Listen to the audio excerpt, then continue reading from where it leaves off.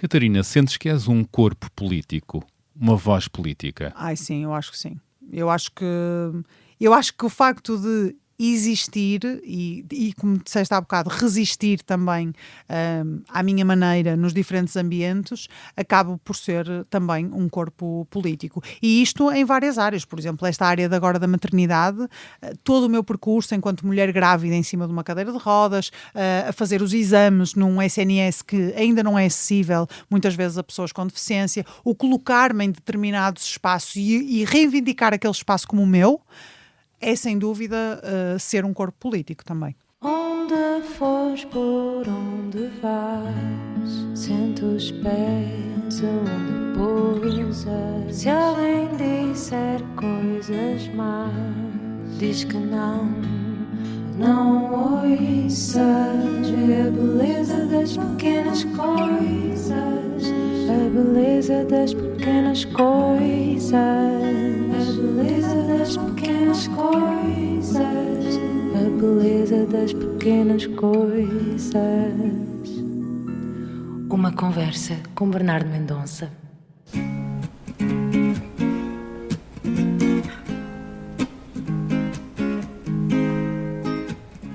A minha entrevistada é um caso sério de carisma e de boa comunicação.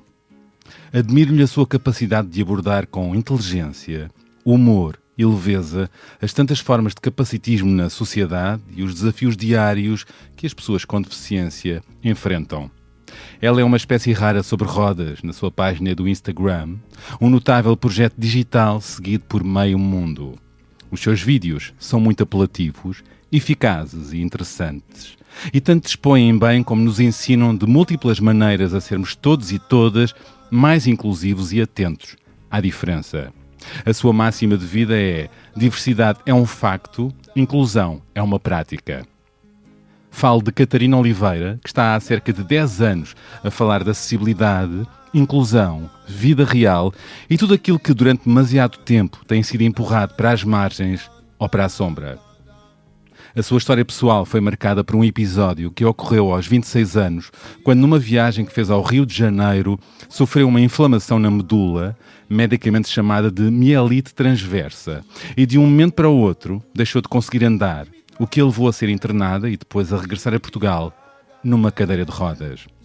Catarina passou depois por quase 6 meses de internamento e reabilitação, até voltar à vida ativa, agora sobre rodas. E apesar da mudança radical, de ter deixado subitamente de andar, Catarina afirma que não passou por nenhum luto ou revolta e que se adaptou bem à nova fase, ao novo corpo. E já ouvi dizer que o que lhe custou mais nesse processo foi confrontar-se com as várias formas de preconceito e barreiras arquitetónicas no país. Uma realidade que nunca antes lhe passara pela cabeça. Afinal de contas, a maioria de nós é capacitista, sem o saber. Catarina chegou mesmo a partilhar comigo que a sua deficiência, segundo o que ainda houve por aí, podia ter marcado um ponto final na sua vida, mas acabou por ser apenas uma mudança de capítulo. É quando se forma em nutrição, uma área que ainda exerce, mas depressa se apercebe que o impacto que queria ter no mundo era outro. E a par do projeto digital, especializou-se numa pós-graduação de Estudos da Deficiência e Direitos Humanos no ISCTE. Atualmente, Catarina Oliveira é consultora, oradora, criadora e responsável pela Academia Access Lab, uma startup de impacto social dedicada à inclusão da pessoa com deficiência na cultura, no desporto, no entretenimento e no mercado de trabalho.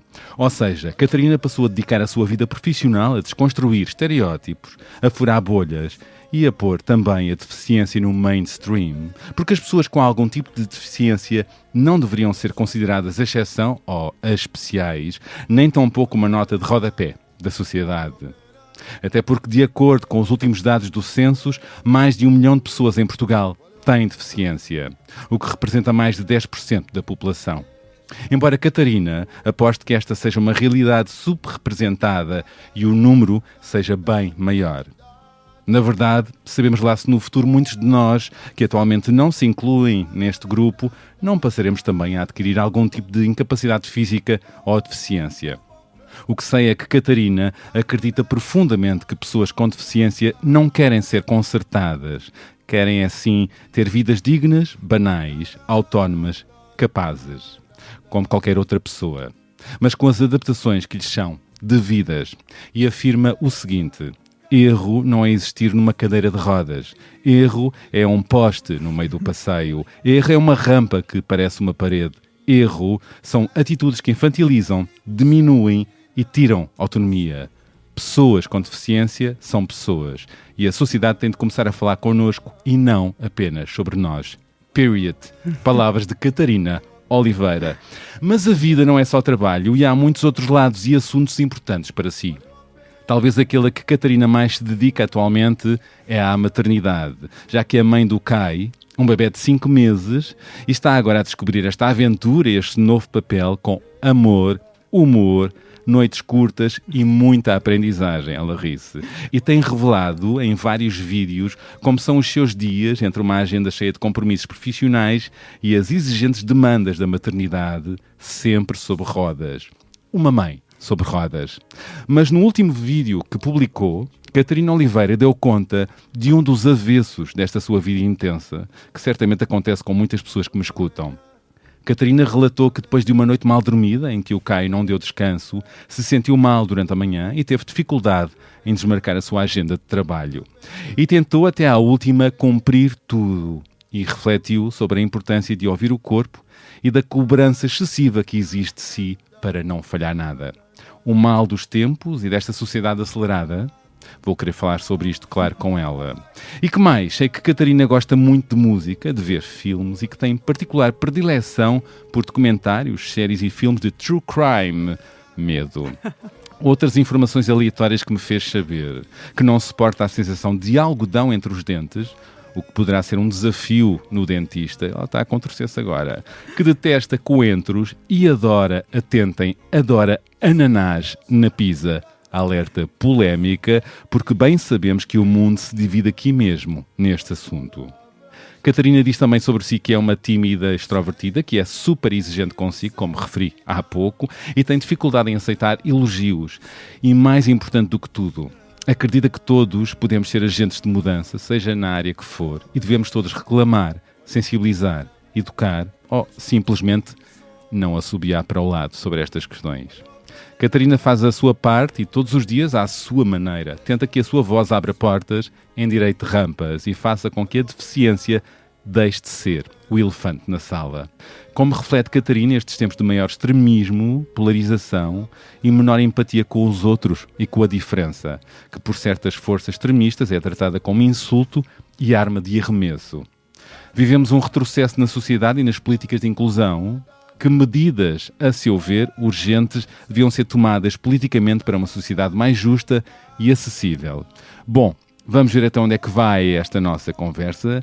Quem é Catarina Oliveira na fila do pão, com Kai ao colo? É na sala de podcast do Expresso onde estamos agora. Olá, Catarina Oliveira, bem-vinda, bem regressada ao podcast A Beleza das Pequenas Coisas. Olá, obrigada Bernardo pelo convite mais uma vez. É um gosto estar aqui e obrigada por esta introdução fantástica. E obrigado por teres vindo. Obrigada. Vamos conversar, vamos Claro saltar que sim. juntos, bora. Vamos. O Expresso tem uma nova subscrição que lhe dá acesso completo ao The New York Times, com atualidade, jogos, culinária e muito mais. E ainda aos conteúdos exclusivos da SIC Notícias, incluindo o Direto Vertical, a nova e inovadora emissão que se adapta ao seu smartphone. Subscreva em expresso.pt/digital. Expresso. Liberdade para pensar. Então começo por isto, por este bordão brasileiro. Me apetece lançar-te também para ti. Quem és tu na fila do pão com Kai ao colo? Olha, essa pergunta é assim bem vasta, não é? Olha, sou tripeira, sou uma mulher tripeira. Gosto. Tenho 37 anos, feitos há pouquinho tempo, portanto sou aqui de novembro também, uma fez há pouco- escorpiana. Parabéns. Exatamente, obrigada. E sou uma mulher com deficiência atualmente, não é? Como disseste muito bem. Gosto muito de tudo também o que falaste. Acho que sou, esta questão da tímida extrovertida é uma coisa que também fui descobrindo ao longo do tempo. Acho que sempre me considerei uma pessoa super extrovertida, mas agora que trabalho com tanta gente e sempre num ambiente, não sei se também sentes isso, mas ambientes com muita gente, às vezes estou sempre a falar, mas nunca estou propriamente confortável nos ambientes, sabes? E comecei a ler um bocadinho sobre isso, também a terapia ajuda, e descobri que existem pessoas que são tímidas e extrovertidas, ou seja, que falam muito, que estão muito bem em ambientes sociais, mas dentro estão sempre um bocadinho desconfortáveis. E é uma zona de esforço, não é? Exato, uma zona de esforço. E suga as energias, exatamente, não é? É esgotante. Sim. É isso, exatamente. Pois, eu reconheço-me nisso. Não é? Eu nunca tinha pensado sobre isso. Comecei a ler e pensei, meu Deus, esta sou eu. Sempre me vi como uma pessoa super comunicativa e extrovertida, mas havia sempre um desconforto e um esforço em mim quando estava nesses ambientes, e acho que é um bocadinho daí. Nós não somos só uma coisa, não é? É verdade. Pronto, e Exatamente. somos de contrastes, claro. Sim, e eu queria começar por isto, neste contraste, neste avesso. Tu, mulher Shiva, mulher que faz mil coisas ao mesmo tempo. Queria começar por isto, quando relataste agora no último vídeo que, bom, sentiste que o corpo a reclamar descanso, não é? E sentiste essa tua cobrança excessiva de querer cumprir, não querer falhar na agenda. Isso, e não queres falhar, não é? Que reflexão é que isso te trouxe? Olha, eu por acaso, lá está, foi ontem, senti-me mal, devo ter comido alguma coisa estragada ou estou com alguma gripe e realmente tive que desmarcar compromissos profissionais, e às tantas estava no momento em que me estava a sentir mal e estava preocupada em responder a coisas pendentes que tinha de trabalho. E até foi o meu namorado que me alertou a dizer, olha, para um bocadinho, porque neste momento estás-te a sentir mal, e isso fez-me refletir um bocadinho sobre de facto esta cobrança excessiva, que eu acho que nós todos temos um bocadinho no mundo de hoje, mas eu de facto identifico muito isto ao longo do meu percurso, quer como estudante, quer como profissional. Sempre fui muito boa aluna, sempre gostei muito de estudar, ainda hoje estudo bastante, mas de facto acho que sempre tive dentro de mim, se calhar um bocadinho também pela forma como somos educados, mas também pelo mundo onde estamos, sempre tive esta cobrança de parece que nunca nada é suficiente. E mais do que isso, parece que não nos permitimos muito falhar, não é? Esta questão de, meu Deus, eu estou doente, vou ter que desmarcar isto, mas será que eu não consigo mesmo ir? Será que eu não posso beber um copinho de água, tomar um Benuron e vou? Achas não. que isto é um mal da sociedade acelerada que exige e permeia quem dá sempre mais do que tem e pronto, e tem uma fatura e deixa para trás quem não... Quem dá mais espaço ao descanso, eventualmente mais exigente com as mulheres? Pergunto-te. E eu acho, agora fizeste-me lembrar, eu não sei onde é que eu ouvi isto, foi num podcast, eu ouço imensos podcasts, alguém estava a falar sobre esta questão do próprio, de hoje em dia falarmos muito no ócio criativo, ou seja, até o próprio descanso tem que ser criativo. Às tantas, nós estamos a falar de um ócio para criar. Pois. Obviamente que eu, quando estou a tomar banho, quando estou a descansar, às vezes vêm-me ideias fantásticas que eu anoto imediatamente, e de facto aquilo foi um momento de descanso em que eu criei alguma coisa. Mas mesmo hoje em dia estamos a falar em descansos criativos. E aquele descanso que é só um descanso, que é tu estás a olhar para o nada, a pensar em nada, a fazer absolutamente nada. Claro, parece que já tão não acontece, gostoso. Parece é? que descansamos com um bloco de notas e com um computador no colo para preparar o regresso ao trabalho, não é? Sem dúvida. Quantos de nós não se identificam com isto? Eu identifico-me. Sim, e eu recebi imensas mensagens no vídeo de ontem de pessoas a identificarem-se, e pessoas até já em estados de ou que passaram por um burnout ou que estão a passar por um, e efetivamente muitas vezes por isso, não é? Por não se permitirem descansar quando o corpo pede, ou às vezes, e eu também disse isto no meu vídeo, porque é que nós precisamos de chegar ao nosso limite para dizer, não, agora quero descansar, não é? E eu identifico muito com isto, parece que tenho que estar sempre, sim, parece que tenho que estar sempre no limite para descansar. E esta culpa entre maternidade e trabalho e produção, achas que continua a penalizar mais as mulheres, as mães, ou chega a toda a gente na sociedade? É muito interessante, eu acho que continua sem dúvida a penalizar mais as mulheres, e eu noto isso na minha maternidade, porque eu, por questões da nossa família, eu sou trabalhadora independente, o meu namorado não é, e por questões do meu trabalho me dar mais esta flexibilidade, optamos por o meu namorado que está a usufruir da licença de parentalidade mais tempo ele, e eu já estou a trabalhar desde os 3 meses do CAI. E é verdade que em muitos momentos sente-se a estranheza de mas então tu estás a trabalhar e o teu namorado está-te a acompanhar com o teu filho, porque é que já estás nesse ritmo, ou porque é que já voltaste a trabalhar? Foi uma exigência tua? E eu fico sempre... Foi porque nos fez sentido.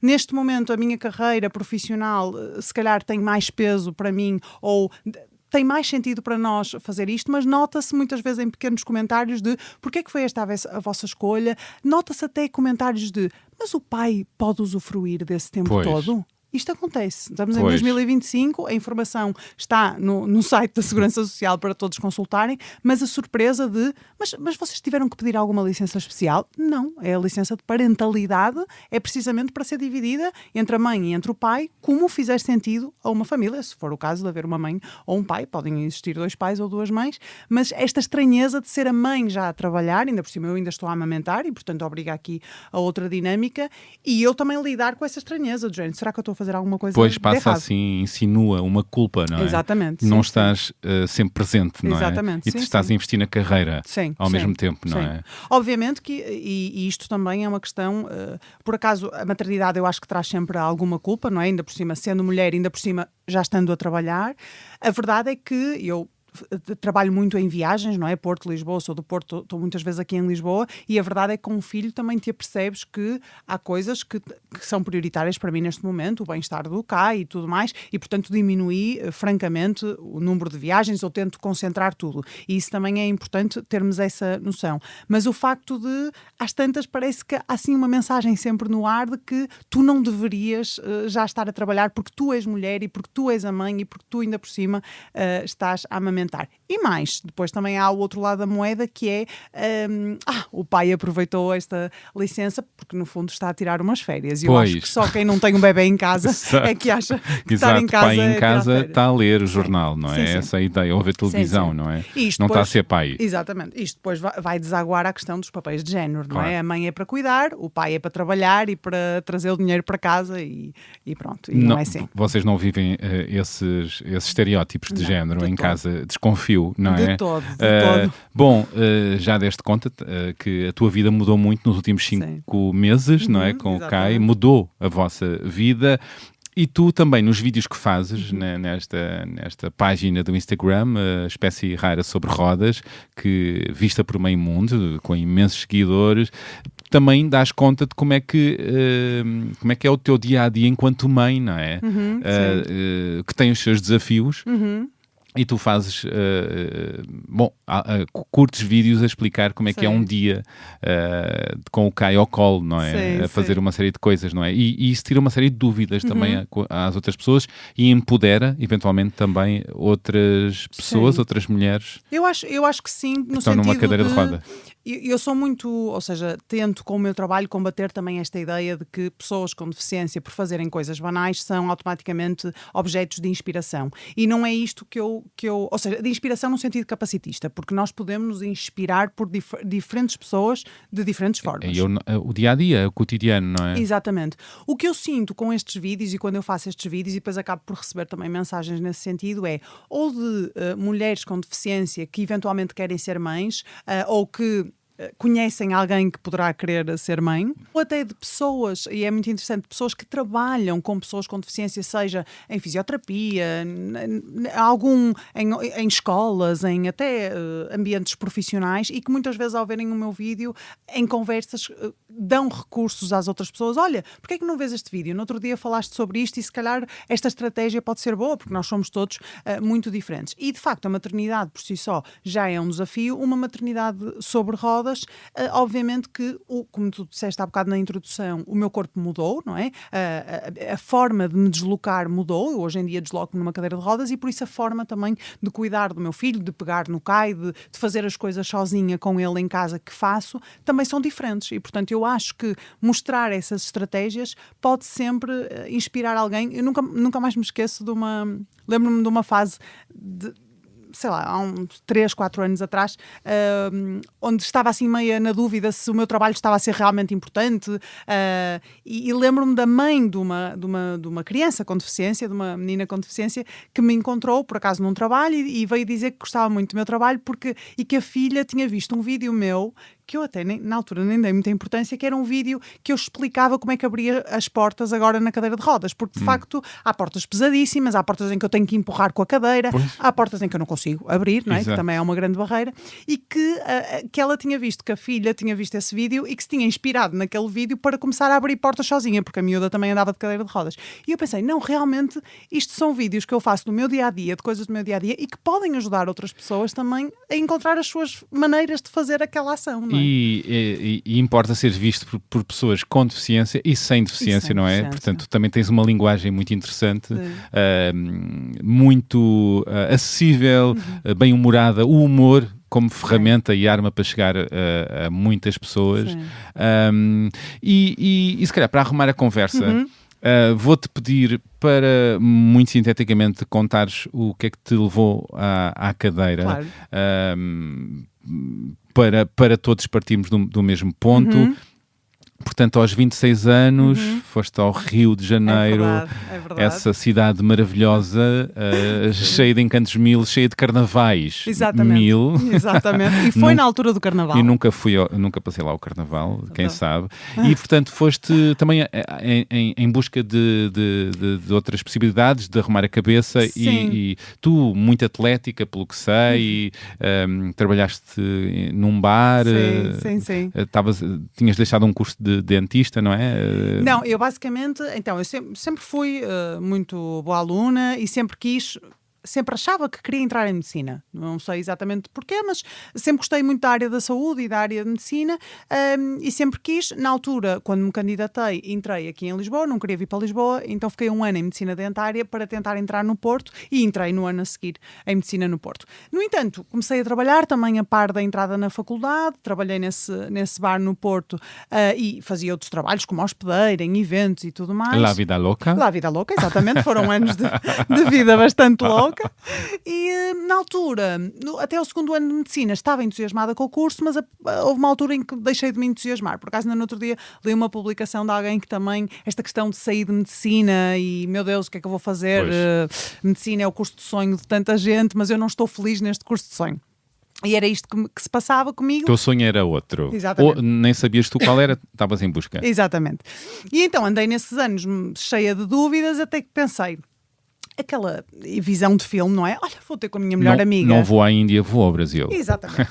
A minha melhor amiga tinha encontrado um amor no Rio de Janeiro, que hoje em dia é o marido dela, e então eu fui lá ter com ela, com bilhete só de ida, a pensar, olha, vou me encontrar, vou perceber o que é que eu quero. Uma água de coco pode ser que me bata cá dentro de outra maneira. Pode ser que encontre lá qualquer coisa Olha. também. E encontrei, não é uma cadeira de rodas, Pois. mas pronto. Caraças. E portanto fui para lá, eu já saí de Portugal com uma dor nas costas, na altura lembro-me até, a minha mãe é médica, lembro-me de ter falado com a minha mãe e ter dito, olha mãe, estou com uma dor nas costas, mas eu lá está, na altura já não jogava vôlei, joguei vôlei há muitos anos, mas fazia desporto e tudo mais, e ela disse, mãe, isso deve ser uma contratura.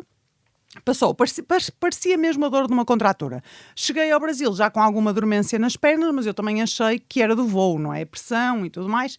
Pronto, no espaço de uma semana, isto foi assim uma coisa gradual, ainda me lembro de ir à praia, fui à praia lá e lembro-me de que me doía entrar no mar.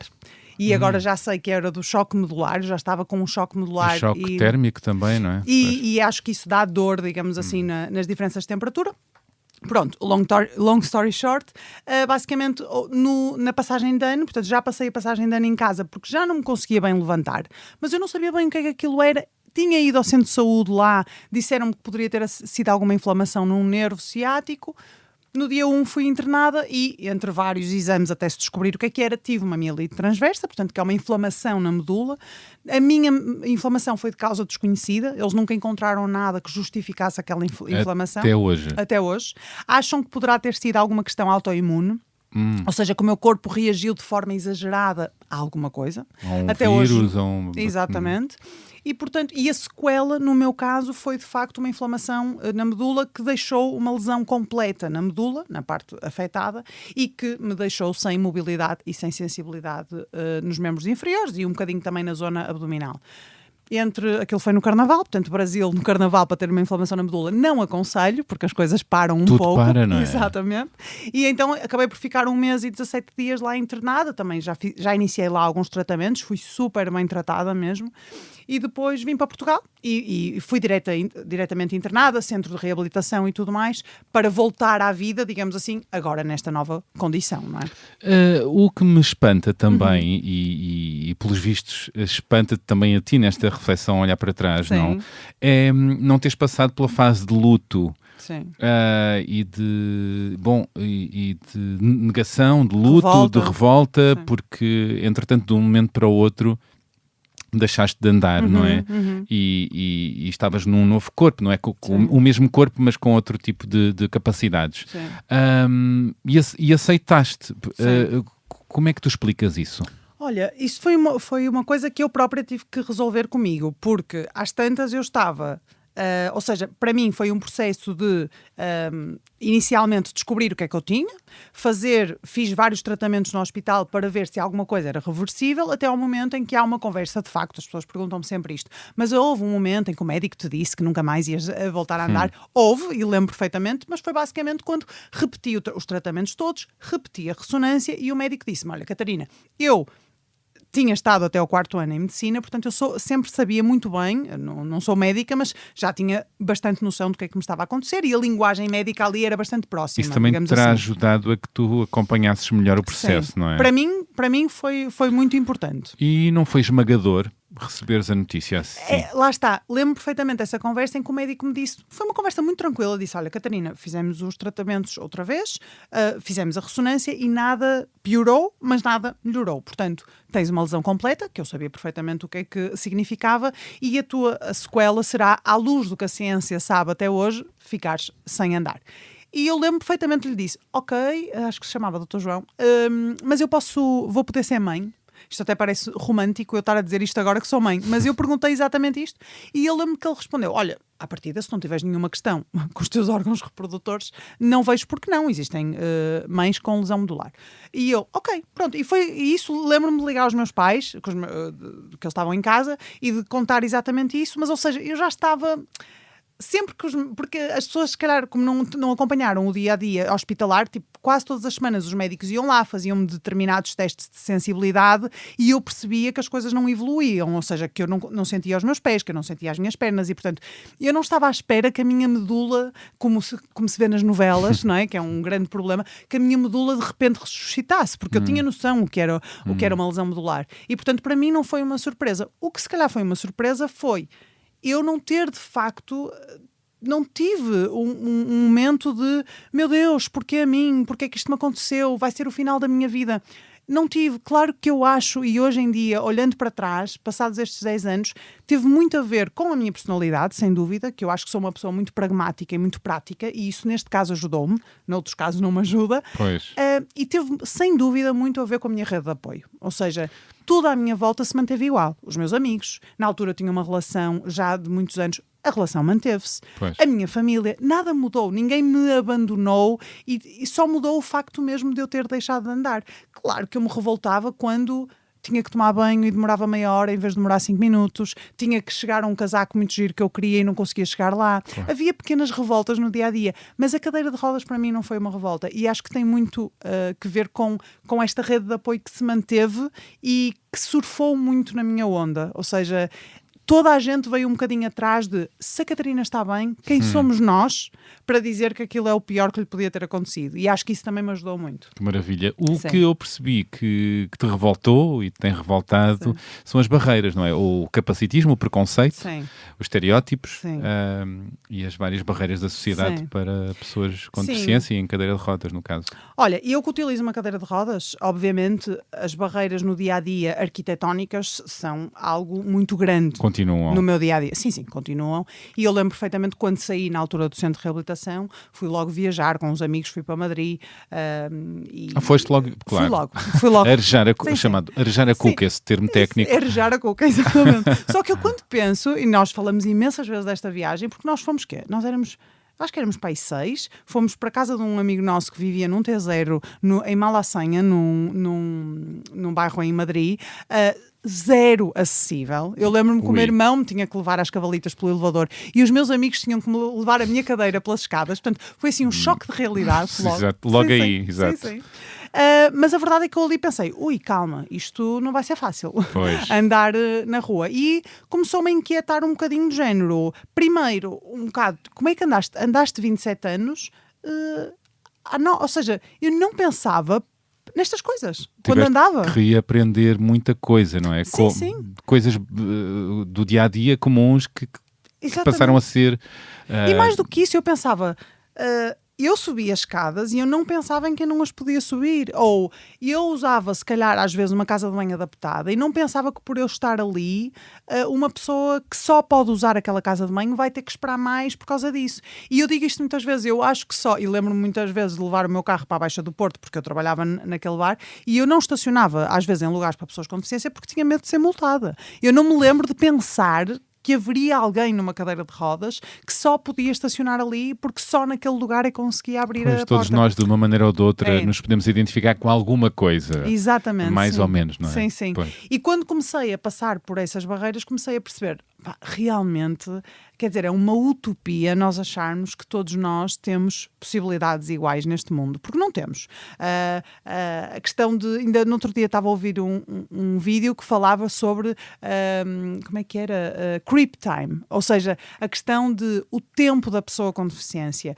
O nosso tempo não devia ser igual ao de uma pessoa sem deficiência, porque o tempo que eu levo a fazer coisas do dia a dia, às vezes por causa destas barreiras todas, É exasperante, não é. não é? Exatamente, exatamente. E depois, no ritmo de trabalho, Sem dúvida. tens que, não é? Sim, sim. Espera-se que Sim, sim. tenhas a mesma rapidez, a Não eficácia. dá. E às vezes em coisas simples, por exemplo, estavas-me a lembrar, eu quando comecei a trabalhar mais vezes em Lisboa, pensei, muitas vezes tentava deslocar-me de comboio. E é tão difícil hoje em dia deslocarmos num transporte público tendo uma deficiência, e às vezes a dificuldade não é só a dificuldade visível, é a dificuldade invisível da ansiedade que nos cria não saber que tipo de barreiras é que vamos encontrar naquele dia para fazer uma coisa tão simples como apanhar um comboio, apanhar um Pois. autocarro, apanhar um TVD ou um táxi, que eu deixei de vir de comboio. E hoje em dia, se venho trabalhar a Lisboa, venho no meu carro, porque tenho o privilégio de poder conduzir e de ter o meu carro, porque é uma questão que me retira uma carga de ansiedade e que me permite estar muito mais disponível também para Pois, trabalhar. pões de lado os imponderáveis e, Sem dúvida, e- sem dúvida. e dificuldades. Este projeto digital, Sim. que acompanhado já por tanta gente, surge como e porquê? Olha, surgiu sem a ideia de ser este projeto, ou seja, eu tinha um Instagram pessoal e na altura comecei a partilhar, quando fiquei na cadeira, eu não usava quase nada o Instagram, na altura, há 10 anos, era muito mais o Facebook, mas comecei a partilhar de uma forma muito... sei lá, muito relaxada, as coisas do dia-a-dia que eu ia passando, nomeadamente estas, às vezes, as atitudes diferentes que as pessoas tinham para comigo. Como um diário. Exatamente, ou seja, imagina, sei lá, eu conto sempre esta história porque é uma das que ficou mais na minha memória.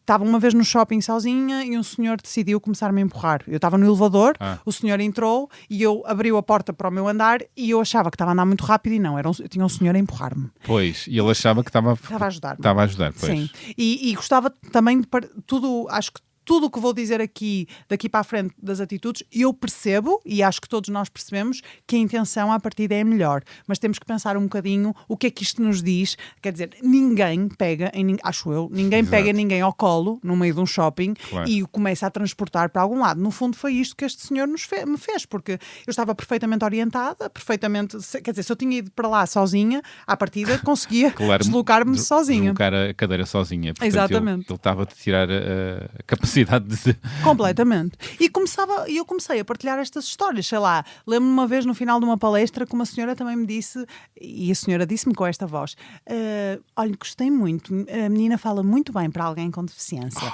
Disse-me assim.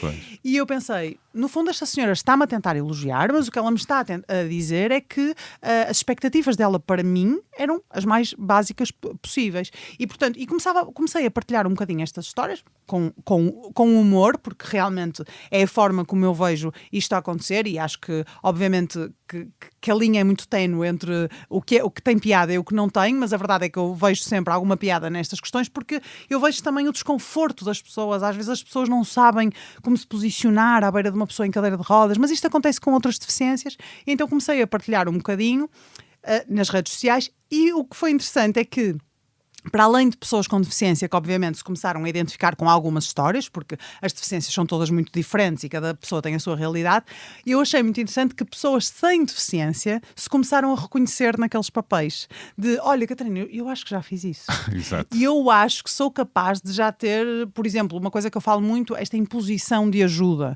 As pessoas acharem que eu vejo uma pessoa com deficiência, ela de certeza que precisa da minha ajuda. E se eu pergunto se precisa de ajuda e se a pessoa diz que não, eu tenho que insistir e ajudar mesmo assim. Pois. E isto já não é ajuda, não é? Isto já é o assumir a incapacidade de alguém que te está a dizer que não precisa de ti naquele momento. E depois o outro extremo, que é de fingir que não está a ver. Exatamente. Não é? Sim. Ainda no outro dia... Ignorar, falar Sim, com a pessoa que está ao lado sim, e que não está aí numa cadeira de rodas, sim, não é?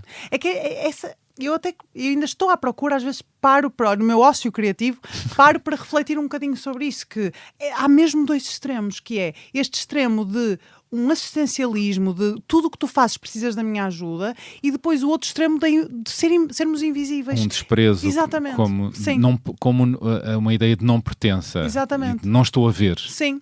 Eu no outro dia estava a ouvir num trabalho que fiz com uma pessoa cega que estava a partilhar exatamente isso que estava a dizer. Há tantas situações na rua onde as pessoas me agarram pelo braço e me põem do outro lado do passeio, sendo que eu não queria atravessar a rua e eu não pedi ajuda a ninguém, e eu fico a pensar, esta pessoa acha que me ajudou e que fez uma boa ação porque, entre aspas, ajudei o ceguinho, mas depois quando eu realmente estou a precisar de ajuda, ou quando eu realmente vou a um serviço e quero ser atendido na primeira pessoa, ninguém olha para mim e ninguém me vê como capaz. E, portanto, esta dualidade entre eu quero fazer uma boa ação e ajudar a pessoa com deficiência, mas eu não dou agência e autonomia à pessoa com deficiência. Tu formaste-te em nutrição, Sim. não é? Mas neste caminho que estás aqui a contar, acabaste por encontrar o teu lugar, o que querias Sim. comunicar, não é? Embora continuas a dar consultas, sim. não é? Sim. Mas até com a pós-graduação que fizeste... Tu vês que o teu principal papel profissional é este, não é? Sim. De ser palestrante, oradora, Sim. comunicadora. Foi uma coisa que eu não de todo via a acontecer. Eu acho que há de facto, isto pode ser um bocadinho lírico, mas há de facto uma vida antes da cadeira e uma vida depois da cadeira. Isso, o que é para que mim. mudou mais em ti? Porque já és uma mulher feita, não é? Sim.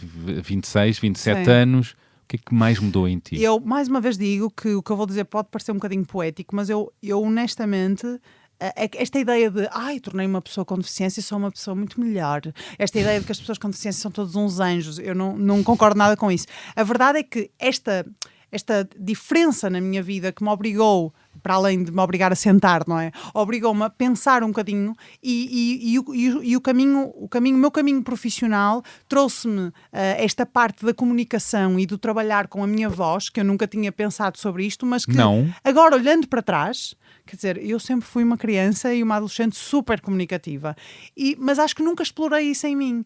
E a cadeira e, obviamente, a deficiência e eu ter começado a apaixonar-me por este tema, porque há muitas pessoas com deficiência que não trabalham na área e que não querem falar sobre as suas deficiências, mas eu apaixonei-me por este tema. E mais do que a deficiência, esta questão de criar conteúdo, pensar como é que eu posso pegar neste elefante na sala que é a deficiência, que é um tema tão pesado para tanta gente, e transformá-lo num tema que as pessoas pensem, não, isto também é um tema que eu quero falar à mesa de jantar com os meus filhos ou com os meus pais e que quero levar para as minhas aulas ou que quero levar para o meu trabalho. Portanto, tornar a deficiência um tema apelativo, e acho que isso eu consegui com a minha comunicação, que me trouxe e que veio depois de eu me tornar uma pessoa com deficiência. E obviamente que eu formei-me em nutrição e exerço também essa profissão, Mas quis o meu percurso profissional que também fosse palestrante, oradora e também trabalho com a Academia Access Lab e tudo mais, onde nós formamos e capacitamos profissionais para este tema da deficiência e da inclusão, e a minha pós-graduação veio nesse sentido, para eu perceber um bocadinho mais, em termos teóricos, o que era isto de deficiência, os estudos da deficiência e todas estas definições que são necessárias. Depois até ia evoluir para um mestrado, mas entretanto veio o CAI e portanto está assim meio pendente. Bom, e eu pergunto, neste caminho da sociedade, somos uma sociedade cada vez mais inclusiva ou ainda bastante capacitista e discriminatória? Os estereótipos e clichês mantêm-se, predominam? O elefante na sala, que é a deficiência, ainda é muito visível? Olha, eu acho que nós somos uma sociedade cada vez mais inclusiva e eu falo, por exemplo, com pessoas que conheço que são pessoas com deficiência há 20, 30 anos e que me dizem, Catarina, muita coisa mudou, ok? Pois. Eu há 30 anos, sair de casa para mim era um suplício. Para muitas pessoas com deficiência ainda é, ok? E há pessoas com deficiência que continuam a não poder sair de casa. Aliás, segundo dados, eu penso que são do ISCTE, mais de 50% das pessoas com deficiência que fazem parte de um estudo que eles fizeram vivem em habitação que não, ou seja, que precisam de acessibilidade, vivem em habitação que não é acessível. Portanto, nós temos muitas pessoas que não conseguem sequer sair de casa. Agora, eu acho que há muita coisa que está a mudar. Nós temos um sistema de cotas que veio acelerar aqui a entrada das pessoas com deficiência no mercado de trabalho, que de outra forma, se calhar, não conseguiriam. Foi se calhar, ou tenho a certeza que não. E importante isso. E essa medida já tem uns anos, não é? Essas medidas têm sido melhoradas. Melhoradas, sim. Mas agora há uns aqui anos. uma questão com as cotas, pelos vistos li no outro dia, acho que foi no Jornal de Notícias, que supostamente querem baixar a percentagem de incapacidade para 33%, o que pode trazer aqui algumas questões, porque, pronto, há pessoas que podem ter, por exemplo, numa empresa que têm uma questão oncológica e que transitoriamente têm uma incapacidade e que podem eventualmente preencher uma cota e isto pode trazer aqui alguns problemas para outras pessoas com deficiência que de outra forma não conseguem entrar no mercado de trabalho, mas a verdade é que as cotas é uma medida de afirmação positiva para de inclusão, dar lugar a mais. Sim, e isto não retira em nada, e às vezes eu sinto que as pessoas confundem muito isto, não retira em nada o mérito de uma pessoa de trabalhar. Acho que ninguém quer ser contratado apenas por uma cota, claro. Mas as cotas abrem espaço para pessoas que de outra forma, não vamos ser aqui utópicos, uma empresa que olhe para um currículo e que perceba de repente, uma pessoa cega, meu Deus, eu nunca incluí uma pessoa cega aqui nas equipas de trabalho. Bem, se calhar é melhor não. Ou seja, aquela pessoa, independentemente do seu talento, do seu mérito e das suas capacidades, já está à partida discriminada porque não consegue ver. E isto, as cotas vêm abrir espaço. Agora, nós não podemos acabar só nas cotas e achar que está tudo muito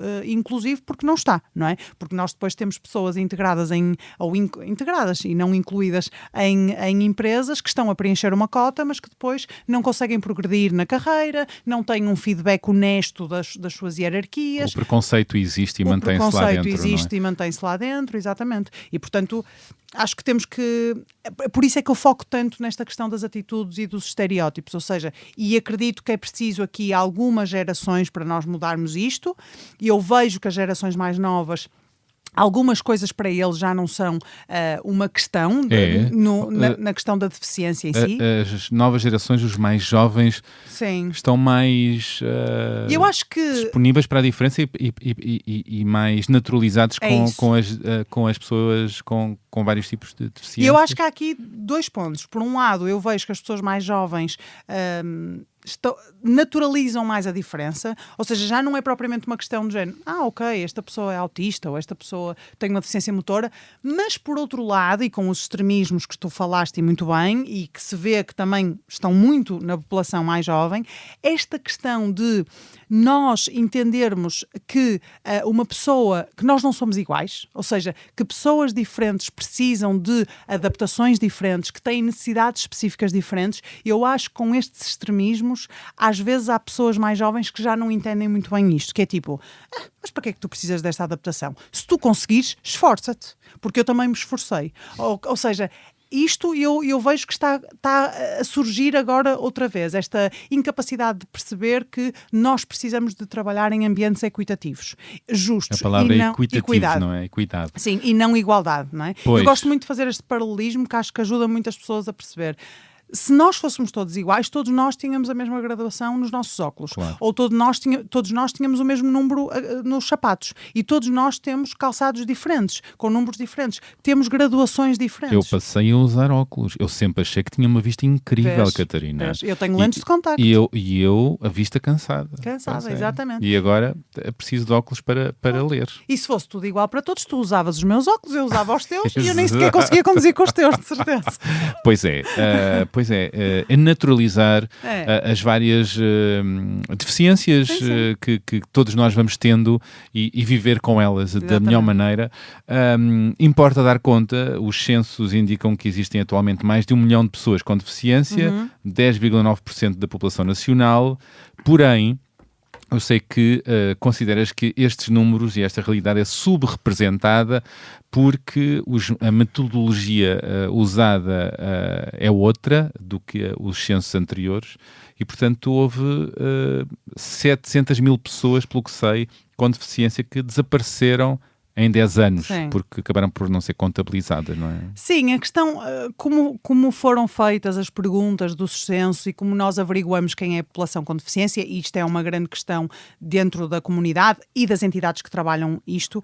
Em 2011 nós temos 17% da população portuguesa com algum tipo de deficiência ou incapacidade e em 2021 temos 10,9%, ou seja, há aqui um decréscimo que não se coaduna com a questão de nós estarmos a viver cada vez mais, a população está a envelhecer, naturalmente deveriam haver mais pessoas com deficiência. E não imigraram temos todas, nem foram todas para Marte, não é? Exatamente.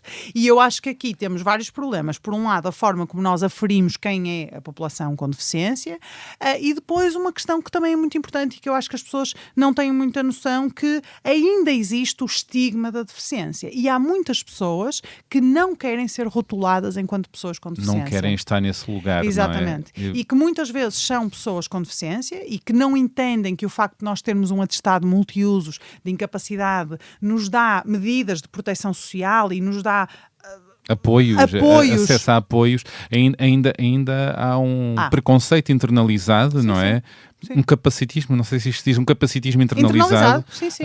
Porque não querem ser vistas, estas pessoas não querem ser vistas como a anedota ou a ofensa. Exato. Que vêm e serem rotuladas, serem rotuladas como eu sou uma pessoa com deficiência. Quando nós, e acho que é mesmo importante nós vermos e quem tem deficiência e quem trabalha nestas áreas, tirar um tempo para ler a Convenção dos Direitos da Pessoa com Deficiência e a definição que lá tem plasmada do que é a deficiência. E a deficiência é uma interação entre a incapacidade de alguém, ou seja, eu não tenho capacidade de andar. Se tu me disseres, Catarina, anda, eu não consigo, sou incapaz de andar, mas a minha deficiência aparece quando eu sou colocada num ambiente que me apresenta barreiras atitudinais, físicas, comunicacionais, que me impedem de participar plena e equitativamente nesse ambiente. Tornando isto uma linguagem mais acessível, eu não ando nem aqui, nem ando em minha casa, nem ando no centro de Lisboa ou no centro do Porto. E eu cheguei aqui sozinha, neste caso vim com o meu namorado, mas vim com o meu carro, podia ter chegado aqui sozinha, cheguei aqui a este estúdio de uma forma autónoma. Se tu me puseres no centro do Porto ou no centro de Lisboa, eu não ando também e estou completamente deficientalizada pelo ambiente. E se tivesses respondido de forma literal ao que o census perguntou, não serias considerada uma pessoa com deficiência, não é? Porque, segundo o que eu percebi, o census perguntou se tu eras autónoma ou se as pessoas eram autónomas a tomar banho. Por exemplo, uma das perguntas, se bem me lembro, era se conseguia tomar banho sozinha. E tu consegues. E eu, por exemplo, sou uma pessoa com deficiência motora que consigo tomar banho sozinha. E, portanto, uma pergunta mal formulada. Exatamente. Que terá deixado pessoas com deficiência de fora. E isto tem muito a ver com, e isto são coisas mais teóricas, com a forma medicalizada como nós ainda vemos a deficiência. Ou seja, a deficiência é um problema exclusivamente individual. Portanto, eu tenho um problema no meu corpo e eu ou curo esse problema ou adapto-me a uma sociedade que me exclui. E não que é? as pessoas com deficiência não são autónomas, não é? Esse estereótipo. E isso nós falamos um bocadinho antes e acho importante deixar esta questão do apoio e da ajuda. Nós não conseguimos distinguir ainda os conceitos de autonomia e de dependência, porque o facto de eu estar aqui a falar que uma pessoa com deficiência deve ter a sua autonomia nas suas decisões, não quer dizer que a pessoa com deficiência não precisa de adaptações e não precisa de ajuda.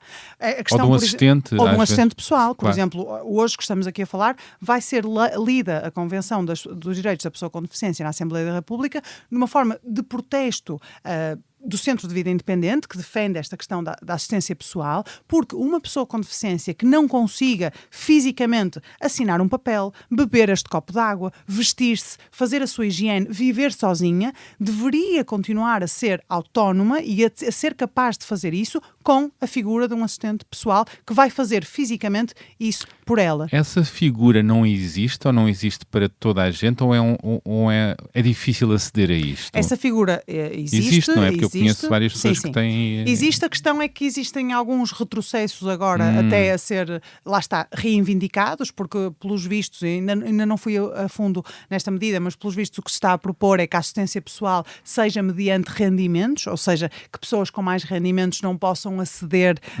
de uma forma tão comparticipada, passo a expressão, à assistência pessoal, quando o que a Convenção diz não é nada disso, ou seja, a assistência pessoal deveria ser um direito, não é? Como nós temos direitos no Estado Social a outras questões, portanto, de estar dependente de rendimentos e também ser prioritária à pessoa com deficiência que trabalha. Ora bem, nós temos muitas pessoas com deficiência que não trabalham e às vezes não é porque não querem, é por outras questões e essas pessoas não lhes pode ser negada. Há muitas pessoas já em Portugal com assistência pessoal, mas existem aqui muitos problemas de implementação, de recrutamento dos assistentes pessoais, da qualidade dos assistentes pessoais e de chegar a toda a gente e para isso, sem dúvida, entidades como o Centro de Vida Independente é onde as pessoas se devem também dirigir para saber mais sobre este assunto e sobre como podem, de facto, requerer a assistência pessoal, que é uma questão de dignidade e de autonomia das pessoas com deficiência e que está ainda em risco para muitas pessoas.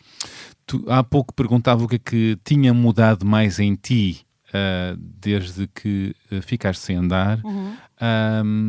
Tu descobriste uma grande comunicadora. Sim, é verdade. E um sentido profissional, mas também o teu olhar para o mundo mudou. Sim. Em quê? Mudou muito. Sem ser de forma literal, o que é que mudou? Sim. Em primeiro lugar, mudou esta ideia que eu achava, efetivamente, ou não parava muito para pensar no facto de nós não partimos todos do mesmo ponto. E é uma coisa engraçada, que mesmo durante estes 10 anos, esse meu olhar também tem vindo a ser mudado, porque mesmo dentro da comunidade de pessoas com deficiência, diferentes pessoas com deficiência não partem do mesmo ponto. Eu sou carregada de privilégios dentro da minha falta de privilégios por ser uma pessoa com deficiência. Eu venho de uma família estruturada, eu vivo numa grande cidade, eu tenho um curso superior, eu tenho uma rede de apoio à minha volta, e há muitas pessoas com deficiência que não têm isto, e portanto as camadas, a interseccionalidade dentro de todos nós, é preciso olhar para ela. Colocam as pessoas mais à frente ou Sem mais dúvida. atrás na fila, não é? E isso não quer dizer que nós não podemos chegar lá. Claro. Mas enquanto uma pessoa vai no elevador social a alta velocidade, a outra pessoa vão constantemente puxar para baixo. E nós temos que olhar para isso e temos que olhar para isso pensando como é que nós podemos, não é dar benefícios ou favores a ninguém, mas dar diferentes adaptações a diferentes pessoas, porque somos todos diferentes. Trouxe-te muito mais empatia, não é? Por muitas realidades, há muito além da tua, não é? E criou-te um sentido de missão, não é? Sim, e já que falaste nessa palavra empatia, não posso deixar de dizer aqui, porque ouço muito esta questão de... Primeiro ouço coisas engraçadíssimas, do género, olha, Catarina, eu... na melhor das intenções, mas isto dá-me sempre vontade de rir. Eu parti a perna há cerca de 2 semanas, tive 2 semanas numa cadeira de rodas e sei perfeitamente o que é que tu sentes. Não é bem a mesma coisa, embora eu acredito que a pessoa tenha sentido as barreiras físicas. Certo. Estar numa cadeira de rodas e lidar com os olhares, olhares, com as atitudes. É muito diferente e por isso é que eu sou um bocadinho avessa e, aliás, os estudos falam sobre isso. Aquelas simulações da deficiência eu tive uma hora numa cadeira de rodas e agora já percebi o que é que tu passas. Umas horas de olhos vendados para passar por uma pessoa cega. Sim, quando no fundo só estamos a passar pelas dificuldades e nem sequer percebemos como é que as pessoas... Aliás, os estudos dizem... Como é que as pessoas realmente são tratadas no dia-a-dia. Exatamente. E os lugares na sociedade que ocupam. Portanto, é uma coisa mais profunda. Exatamente. E essa questão da empatia que falaste, só dizendo que esta questão de nós dizermos a empatia é nós calçarmos os sapatos dos outros. Não é isso. Eu nunca vou entender o que é ser uma pessoa negra. Eu nunca vou entender o que é ser um homem. Eu nunca vou entender o que é ser uma pessoa cega. Não é possível. O que nós podemos fazer é ouvir o outro. Escutar e isso é uma coisa que fazem muito com as pessoas com deficiência, que é assumir que sabem o que é melhor para nós. Não a escutarem. E não deixar que elas falem sobre as suas questões. Exatamente. E apontarem os problemas que sentem. Sim, Será sim. isso? Sim, e isto nota-se em coisas muito simples. Às vezes eu estou a desmontar a minha cadeira para pôr no carro e passa alguém e vê-me e pergunta: olha, menina, precisa de ajuda? Porque vê ali que eu estou a fazer um esforço. E eu digo: não, obrigada. Já me aconteceu um senhor começar a ignorar totalmente o meu não, obrigada e começar a pegar nas minhas rodas e a pôr as minhas rodas na mala. E eu ter que lhe dizer: meu senhor, eu não ando, eu não consigo ir à mala buscar as rodas quando chegar ao meu sítio. E nisto estou a perder tempo, ok? E a pessoa fica até revoltada e diz: isso estava só a tentar ajudar. Não, tu não me ouviste. Tu não ouviste eu a dizer não, obrigada. E o facto de seres mulher acrescenta? Acrescenta. Porque és uma mulher a falar com o tal senhor. Se fosse um homem sentado numa cadeira, se calhar poderia ouvir de outra maneira. Eu acho que acrescenta numa parte que é... Eu acho que o homem que diz não obrigada pode ser confundido como este não está a querer que eu ajude porque está a querer provar que é capaz, e eu, como sou mulher, vem aquela camada acima de coitada, está revoltada. Aquela coisa quase uma mulher também numa empresa que é mais assertiva é revoltada ou histérica, não é? E eu, como tenho uma deficiência, é de género, olha, esta aqui deve estar revoltada para me estar a dizer que não precisa da minha ajuda quando nem sequer a pedi. E mesmo a forma como eu falo, eu também tenho esta forma mais pragmática de falar e eu sei que para muitas pessoas é do género, olha, pronto, lá vem mais uma que deve estar revoltada com a sua situação e não revoltada com a falta de acessibilidade que me acabaram de apresentar, não é? Mas na verdade a forma como tu falas e todas as tuas ferramentas também permitem que tu ocupes lugar, que sejas escutada, não é? De outra maneira, não é? Sim. Eu acho que, lá está, como estávamos a falar há bocado, acho que este meu pragmatismo e esta minha forma também de falar ajuda-me neste caso. Ajuda-me neste caso, porque de facto sinto que desde que me sentei nesta cadeira de rodas tenho que falar uns decibéis mais altos para ser ouvida. Sentes isso? Ou seja, no sentido figurativo e quase no sentido literal também, porque muitas vezes... E tiveste que endurecer mais? Sim, eu acho que tive em muitos ambientes, acho que tive. Eu lembro-me uma vez, só para vocês terem aqui uma ideia e para quem nos está a ouvir, ter uma ideia mais, uma imagem do que é isto. Uma vez lembro-me de estar num trabalho onde eu era uma das oradoras e alguém nos veio cumprimentar, ao grupo de oradores, que estávamos assim num momento informal, mas a pessoa que veio cumprimentar, cumprimentou toda a gente, ou com passou bem, ou com 2 beijinhos, e a mim cumprimentou-me com um beijinho na testa. E eu fiquei de género, mas o que é isto? E lembro-me também de um grande amigo meu que eu conheço, que é médico e tem uma deficiência motora também, que me diz que é muito comum em reuniões, em ambientes de trabalho, dirigirem-se a ele como tu. Olha, tu o que é que estás aqui a fazer? E enquanto a toda a gente todas as outras pessoas de uma forma muito mais formal. Portanto, eu sinto que tenho que me chegar à frente de uma forma mais vocal ou mais dura, às vezes, para que as pessoas me levem a sério. Não te colocarem nesse papel. Sim, é verdade. Bom, eu agora tenho um áudio para tu ouvires. Estás preparada? Não. Pois. Então, atenta. Meu Deus. Vamos ouvir Tiago Fortuna, é verdade, o cofundador do Access Lab. Sim. Vamos a isto. Cool. Olá, então, não é muito fácil, mas eu vou tentar falar na importância que a Catarina tem para mim. Eu contactei a Catarina pela primeira vez, penso que há 4 anos, para pedir uma ajuda super prática com a minha vida e por achar que ela era uma pessoa super disponível e com quem poderia falar sobre questões mais práticas e ao mesmo tempo íntimas da deficiência. E gradualmente, enquanto que eu estava a construir a startup que fundei, a Access Lab, fui sempre conversando com a Catarina sobre os desenvolvimentos e a certa altura eu e a Joana, os dois cofundadores, decidimos convidar a Catarina para liderar a nossa academia. E eu diria que a partir daí desenvolve-se uma relação que é profissional, mas que também é pessoal,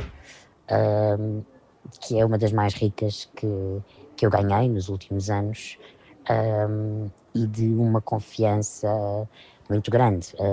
Sempre que eu tenho alguma questão na deficiência, ou estou inseguro de uma decisão mais crítica, é a Catarina que eu recorro em primeiro lugar, e é a pessoa que tem a minha confiança absoluta e que é a minha grande referência, e que é a minha grande amiga, que vai comigo ver a Beyoncé a Paris e que para o ano iremos com o Kai, Bad Bunny e The Weeknd, e espero que em 2027 também iremos ver novamente a Beyoncé, que este ano não fomos, quer dizer, eu fui, Catarina não foi, porque tinha um bebê na barriga,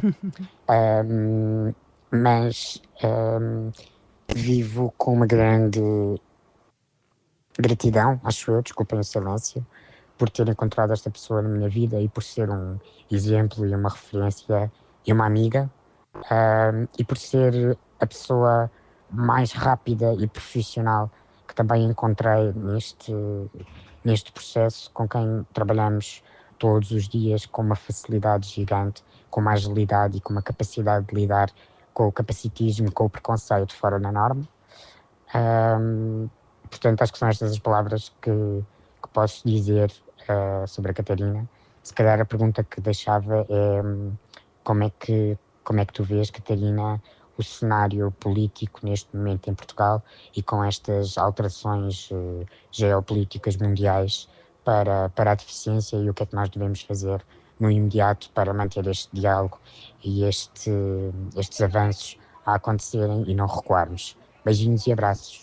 Bom, acabamos de ouvir Tiago Fortuna, cofundador da startup Access Lab, onde a Catarina faz parte, não é? Da Academia Access Lab. Obrigado, Tiago. O Tiago dá conta de como se conheceram, de como têm ido ver a Beyoncé. E vamos ver Bad Bunny e The Weeknd. Muito bem.